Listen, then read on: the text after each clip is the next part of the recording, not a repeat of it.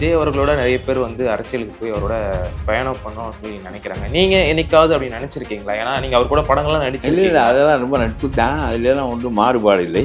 இவர் தொடக்க நிலையிலேயே இவர் வந்தவுடன் திண்டிவனம் தேர்தலில் நின்றிருக்க வேண்டும். தன்னுடைய வலிமை என்ன என்று இந்த மக்களுக்கு காட்டியிருக்க வேண்டும். எல்லா கட்சியும் கூட்டணிக்கு வந்திருப்பாங்க. நீங்கள் எப்படி எப்பொழுது எம்ஜிஆர் போல தனித்து நின்று வெற்றி பெற முடியவில்லையோ, உங்களுடைய வலிமையை காட்ட முடியவில்லையோ, அப்பொழுது நீங்கள் இன்னொருவரோடு சேர்ந்து செயல்படுவதன் மூலம்தான் உங்களுக்கு நிலைவேறு கிடைக்கும். You will have your survivor. இல்லைன்னா யூ வில் பி ஃபினிஷ்ட். இப்பொழுது நீங்கள் 10-12% ஓட்டு வாங்கி தோற்று விட்டால் you will be finished in politics. அப்புறம் தொடர்ந்து கட்சி நடத்த முடியாது ஒன்றால். அடுத்த 5 வருஷத்துக்கு ஒரு எதிர்க்கட்சி அவரால் செயல்பட முடியாதுன்னு நினைக்கிறீங்க? முடியாது. இவர் எதிர்க்கட்சி அரசியலே இல்லையே. இவரிடம் இந்தியாவில் ஊழல் செய்தவர்களுடைய எண்ணிக்கை ஒரு 50,000 இருக்கும். இந்த சட்டத்தால் அதை செய்ய முடியவில்லை என்றால் அதை நான் மாற்றி அமைப்பேன் என்று விஜயால் மாற்ற சொல்ல முடியுமா?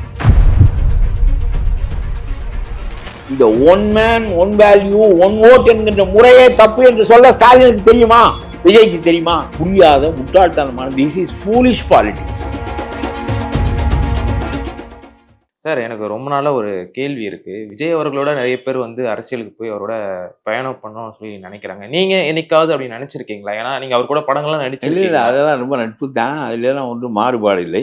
ஆனால் என்னுடைய கருத்து, இவர் தொடக்க நிலையிலேயே இவர் வந்தவுடன் திண்டிவனம் தேர்தலில் நின்றிருக்க வேண்டும். தன்னுடைய வலிமை என்ன என்று இந்த மக்களுக்கு காட்டியிருக்க வேண்டும். எல்லா கட்சியும் கூட்டணிக்கு வந்திருப்பான். அது எம்ஜிஆர் செய்தார். எடுத்தவுடன் திண்டுக்கல்லில் நுழைந்து விட்டார். 3 கட்சியும் பெற்ற வாக்கை விட தான் ஒருவன் கூடுதலாக பெற்றார். 3 கட்சியும் சேர்ந்து 49 இடம், இவர் 51 பங்கு இடம். 100 நாள் ஓடுகிற கட்சி, 100 நாள் படம் போல என்று சொன்ன கருணாநிதி 3வது இடத்துக்கு போய்விட்டார். காமராஜர் 2வது இடத்தில் இருந்தார். ஒரு எதிரியை 3வது இடத்துக்கு, இப்பொழுது அவர் அப்படித்தான் பேசுகிறார். நான் தான் வெற்றி பெறுவேன், திமுக அவுட், ஏடிஎம்கே அவுட் என்று பேசுகிறார். எம்ஜிஆர் காட்டினார். அதனாலே பல பேர் அவரோடு கூட்டு சேர்ந்தார்கள். நீ காட்டவில்லையே, கையை திறந்தால் ஒன்றுமில்லை என்று தெரிந்துவிடும் என்று பயந்தாயே, உனக்கு யோசனை சொன்ன முட்டாள், உன்னுடைய கையில் பலம் இருக்கிறது என்று காட்டு என்று சொல்லவில்லையே. 2 இடைத்தேர்தல் வந்ததை நின்று காட்ட வேண்டியதானே? ஒன்றும் நடக்கவில்லை. அதற்கு பிறகு நீயாக சொல்லிக் கொள்ளுகிறாய், தமிழ்நாடு என் பக்கம் இருக்கிறது, 30% வாக்கு என் பக்கம் இருக்கிறது. 30% இருக்கிறதா 10% இருக்கிறதா யாருக்கு தெரியும்? எலெக்ஷன் எப்படி நம்பி உன்னோடு வருவான்?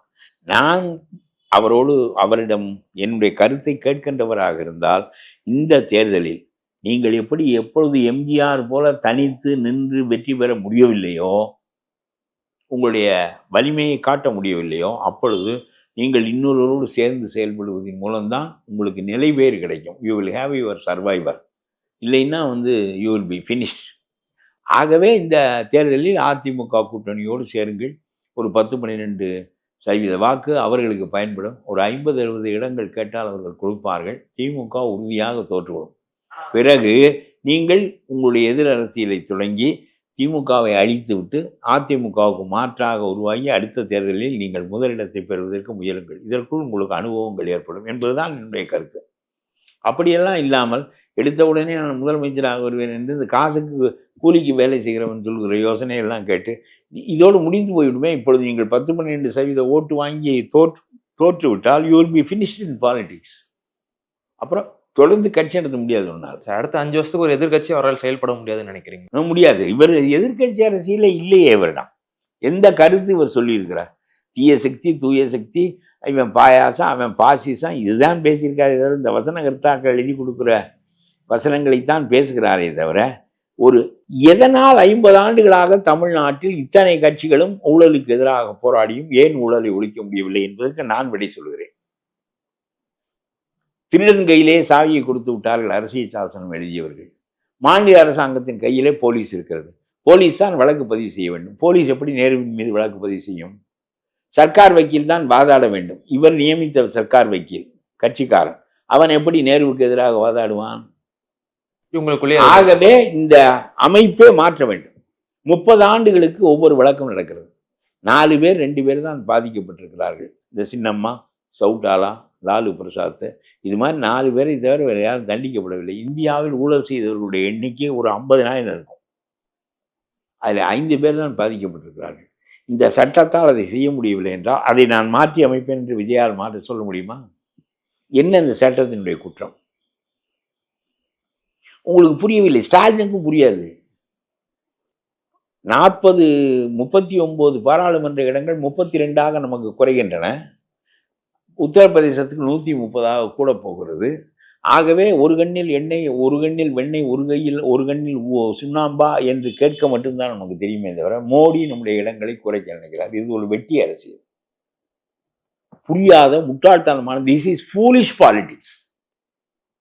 நீங்கள் உங்களுடைய அறியாமையை வெளிப்படுத்துகிறீர்களே தவிர இது மோடியா செய்கிறார். அரசியல் சாசனத்தில் one man one value one vote என்று வைத்திருக்கான். One man one vote one value, சமமான மதிப்பு தான். உத்தரப்பிரதேசத்தில் இருக்கிற ஒருவனுக்கும் தமிழ்நாட்டில் இருக்கிற ஒருவனுக்கும் சமமான மதிப்புடைய வாக்குரிமை என்றால் எண்ணிக்கையில் கூடியவன் அதிக இடம் பெறுவான், எண்ணிக்கையில் குறைந்தவன் குறைவான இடம் பெறுவான். இந்த முறையே சரியற்றது என்று ஆரம்பத்தில் சொல்ல உன்னுடைய அண்ணாவால் முடியவில்லை, உன்னுடைய பெரியாரால் முடியவில்லை. உங்களுடைய கட்சி ஆரம்பித்து இன்றைக்கு வரையிலும் உங்களுக்கு அதை பேச தெரியவில்லையே. 40 இடமாக இருந்து 39 இடமாகிற போது நீங்கள் இந்த கூச்சலை கிளப்பி இருக்க வேண்டும். இந்த கூச்சல் மோடி செய்தது என்று நீ பேசுகிறாய். புரியாத மக்களுக்கு மோடி மீது பகையை உண்டாக்குவதற்காக நீ பேசுகிறாய். இது மோடி செய்ததா? இது அம்பேத்கர் எழுதிய அரசியல் சாசனம். நம்முடைய அரசியல் நிர்ணய சபை கைதூக்கி ஆதரித்த அரசியல் சாசனம். இந்த one man one value one vote என்கின்ற முறையே தப்பு என்று சொல்ல ஸ்டாலினுக்கு தெரியுமா? விஜய்க்கு தெரியுமா? நீ ஓட்டு போராட்டம் நடத்த போகிறாய், சருக்கு போராட்டம் நடத்த போகிறாய். சரியில் என்ன குற்றம் நடந்தது? நீ அரசியல் தெரியாத இந்த ஸ்டாலின் வஞ்சகன். அவர் ரொம்ப ஒரு சூதான ஆள். பதவி வருவதற்காக எது வேண்டுமானாலும் செய்வார்கள். நீ ஒரு விளங்காத ஆள். இந்த வாக்காளர் பட்டியல் திருத்தத்திற்காக ஒரு 10,000 இளைஞர்களை கூட்டிக் கொண்டு போய் நீ போராட்டம் நடத்தினாய். அந்த வாக்காளர் பட்டியல் என்ன தப்பு? திருத்தப்பட்டது. செத்தவனெல்லாம் இந்தி ஓட்டு போட்டு கொண்டிருந்தான். செத்தவனுக்காக வேற ஒருவன் போட்டு கொண்டிருந்தான். இப்பொழுது செத்தவன் இனிமேல் போட முடியாது. ஒரு இடத்துல இருந்து கொண்டு 5 இடத்துல இடம் மாறுவான். நம்ம 5 இடத்திலும் பதிந்து வைப்பான் ஓட்டை. அந்த வாக்குகள் எல்லாம் நீக்கப்பட்டு விட்டன. உத்தரப்பிரதேசத்தில் 2 கோடி வாக்கு நீக்கப்பட்டிருக்கிறது. தமிழ்நாட்டில் 3/4 கோடி வாக்கு நீக்கப்பட்டிருக்கிறது. இந்தியா பூராவும் நீக்கப்பட்டிருக்கிறது. மோடி ஆளுகின்ற மாநிலங்களிலே நீக்கப்பட்டிருக்கிறது. பீகாரில் நீக்கப்பட்டது. ஆனால் நீ சொல்லுகிறாய் இதில் பெரிய பித்தலாட்டம் இருக்கிறது, எங்களை தோற்கடிப்பதற்காக. ஒரே வீட்டில் குளத்தூரில் 90 ஓட்டு இருக்கிறதே ஏன் என்று நிதியமைச்சர் நிர்மலா சீதாராமன் கேட்டார். ஒரு வீட்டில் எப்படி 90 ஓட்டு இருக்கும்? வேண்டிய கட்சிக்காரனை கொண்டு வந்து ஒரு விலாசத்தில் நீ பயந்து வைத்துக் கொள்கிறாய். உனக்கு தேர்தல் வருகின்ற போது வாக்களிப்பதற்காக. ஏனென்றால் நீ முக்கிய தலைவன். ஒரு 2000 வாக்குகளை இதுபோல் நீ சரி செய்வாய். இதெல்லாம் இனிமேல் முடியாது. இதற்கு விஜய் போய் போராட்டம் நடத்துகிறார், சருக்கு எதிராக போராட்டம் என்று. உனக்கு அரசியல் புரியவில்லை என்பதுதானே பொருள். ஸ்டாலின் எதையெல்லாம் சொல்கிறாரோ அதை அவரை விட நான் வேகமாக சொல்லுகிறேன் என்று கேட்டு சொல்வதற்கு நீ முடிவு செய்கிறாயே தவிர, ஸ்டாலின் அவருடைய நோக்கத்திற்காக அயோக்கியத்தனமாக சொல்லுகின்றவற்றையெல்லாம் நீ எதற்கு பின்பற்றுகிறாய்? எதற்கு சருக்கு போராட்டம்? வாக்காளர் பட்டியல் இப்போது தூய்மைப்படுத்தப்பட்டுள்ளது இந்தியா முழுவதும். இப்பொழுது ஏன் பேசுவதில்லை நீங்கள்? முதலில் ஸ்டாலின் பேசினார், வாக்காளர் பட்டியல் அது பெரிய பித்தலாட்டம், மோடி எங்களுடைய ஆட்சியை கவிழ்ப்பதற்காக எங்களுடைய வாக்குரிமையை பறிக்கிறார் என்று சொன்னார். அதுதான் நீயும் சொன்னாய். அப்புறம் மழை காலத்தில் எப்படி எடுக்க முடியும் என்று சொன்னாய். அப்பொழுது இந்த குறுகிய காலத்திற்குள் அரசு அதிகாரிகள் எதை செய்து முடிப்பார்கள் என்று சொன்னாய். அப்புறம் பண்டிகை எல்லாம் வருகிறது, கிறிஸ்துமஸ் வருகிறது, அது வருகிறது, பொங்கல் வருகிறது, எப்படி உன்னால் செய்ய முடியும் என்ற எல்லாம் செய்து முடித்தார்கள். எல்லாம் ஒழுங்காகிவிட்டது. இப்போ வாயையும் குண்டியை மூடி கொண்டிருக்கிறாயே என்று கேட்கிறேன் நான். முதலமைச்சர் மூடி கொண்டு விட்டார், இவர் மூடி கொண்டு விட்டார். அந்த தப்பை மறுபடியும் சொல்ல வேண்டுமா இல்லையா மக்களிடம்? சரியான செயலை அவர்கள் செய்தார்கள். இதில் என்ன?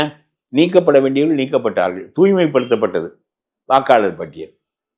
ஆகவே இவர்கள் எல்லாவற்றுக்கும் கூச்சல் விடுவதும் மோடி தான் காரணம் என்று சொல்லும். மோடி காரணமாக இருக்கின்றவையும் உண்டு. நான் மோடியினுடைய ஆட்சி துல்லியமான ஆட்சி என்று சொல்ல வரவில்லை. அதை சொல்லுவோம். செய்தது சரியானது என்பதில்லை, அதையும் சொல்ல வேண்டும் இல்லையா? அதுதான் இன்றைக்கு உள்ள நிலைமை. உங்கள் நேரத்தை எங்களோட பகிர்ந்ததுக்கு ரொம்ப நன்றி சார்.